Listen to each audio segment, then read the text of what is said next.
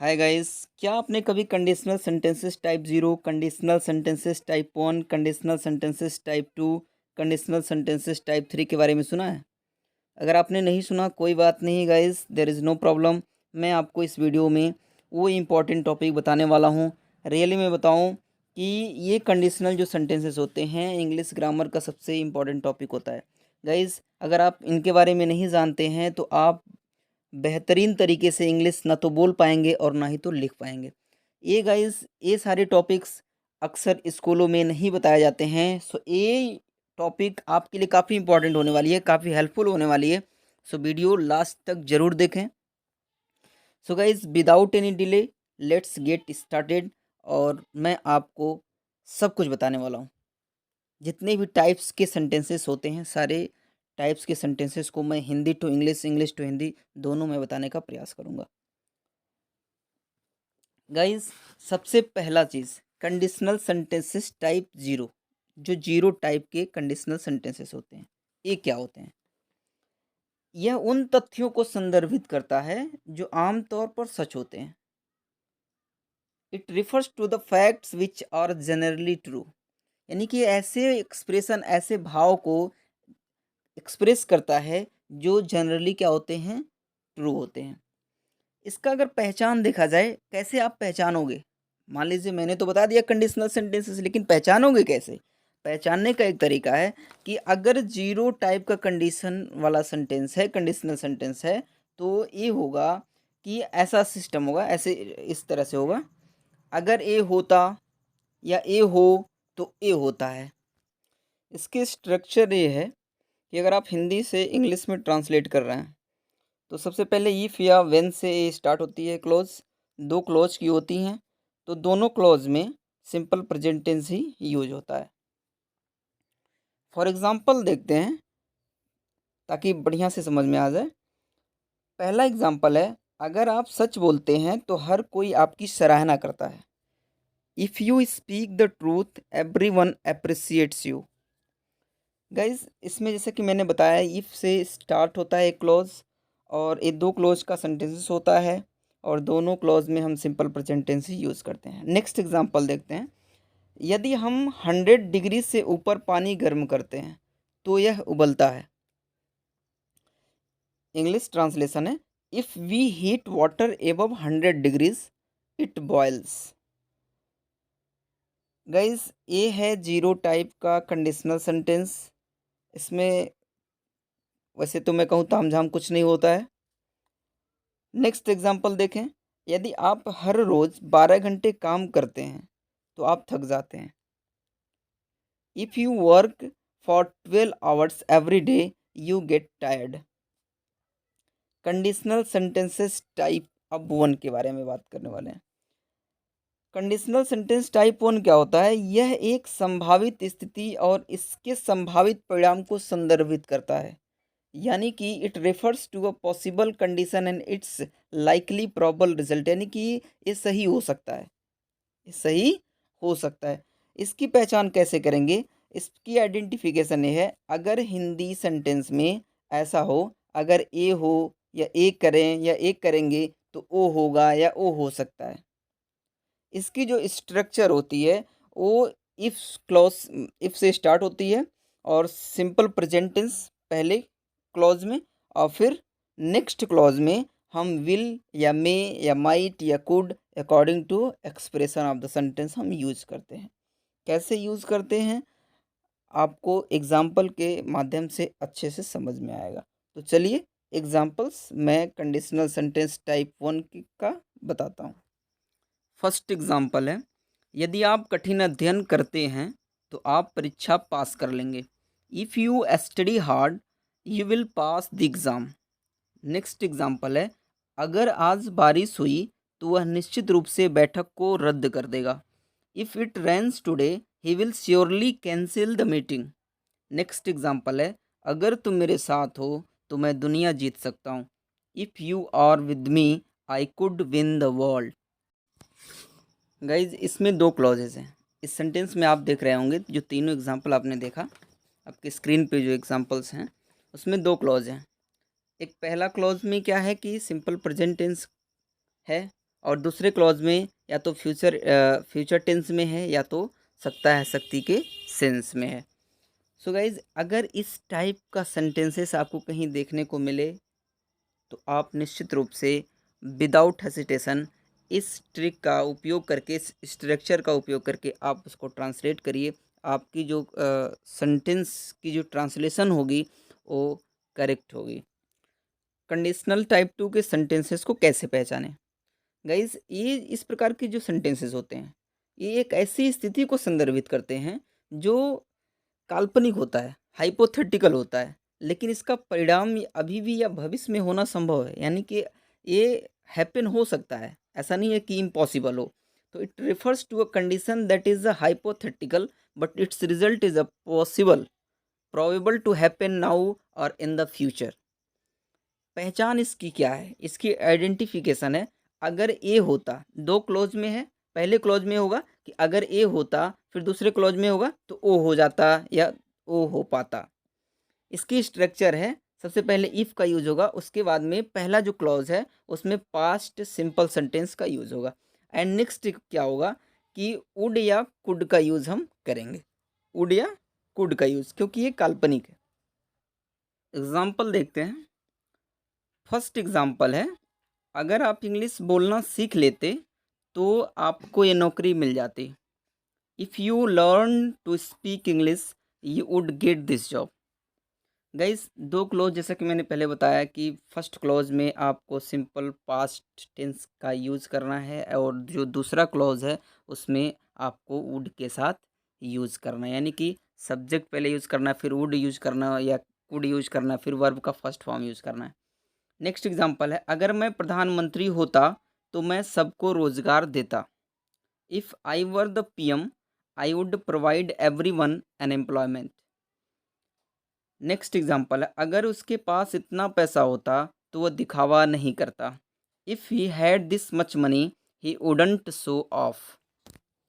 Guys, जैसा कि आप एग्जांपल्स देख रहे होंगे, सबसे पहला चीज़ स्ट्रक्चर बनाने का तरीका क्या है?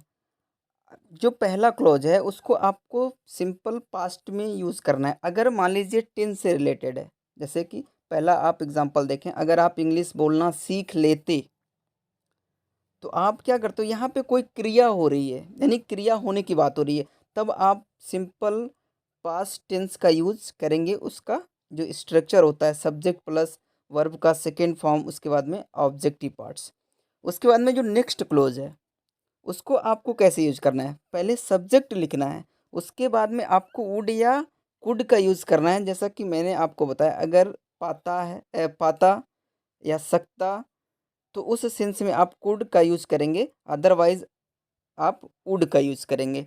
तो सबसे पहले सब्जेक्ट यूज़ करेंगे, उसके बाद में वुड का यूज़ करेंगे, फिर या कुड का यूज़ करेंगे, फिर वर्ब का फर्स्ट फॉर्म यूज़ करेंगे, उसके बाद में जो ऑब्जेक्टिव पार्ट्स हैं या कम्प्लीमेंट्स है उसको आप यूज़ करेंगे। लेकिन दूसरा एग्जाम्पल आप देखें, अगर मैं प्रधानमंत्री होता तो मैं सबको रोजगार देता। इसमें क्या है कि इसमें पहले क्लॉज में कोई क्रिया होने की बात नहीं हो रही है, बस एक होने की बात हो रही है, एक स्टेट की बात हो रही है, कि एक ऐसी स्थिति की बात हो रही है कि मैं अगर पीएम होता, तो यहाँ पे कोई क्रिया तो हो नहीं रही है, बस मैं इमेजिनेशन कर रहा हूँ, कल्पना कर रहा हूँ। तो यहाँ पे आप यूज़ करेंगे if I were the PM, यानी कि सबसे पहले इफ़ यूज़ करेंगे, उसके बाद में सब्जेक्ट यूज़ करेंगे, जो सब्जेक्ट रहेगा, उसके बाद में आपको वर का यूज़ करना है। देखिए, सब्जेक्ट सिंगुलर हो या प्लुरल हो, इसमें लेना देना नहीं है, इसमें आपको सिर्फ वर यूज़ करना है और दूसरा वाज वगैरह नहीं यूज़ करना, क्योंकि इसका अपना एक रूल है। फिर आपको नेक्स्ट जो क्लॉज है वो उसी हिसाब से सब्जेक्ट वुड या कुड, उसके बाद में वर्ब का first form plus objective parts या कम्प्लीमेंट्स ऐसे यूज़ करना है। तो ये दो प्रकार के सेंटेंसेस होते हैं पहले क्लॉज में, तो कृपया ध्यान रहे इस बात को, नहीं तो आप कंफ्यूज्ड हो जाएंगे कि कैसे बनाएं। कभी कभार ऐसा होता है कि अगर मैं राजा होता तो मैं सबको खुश कर देता।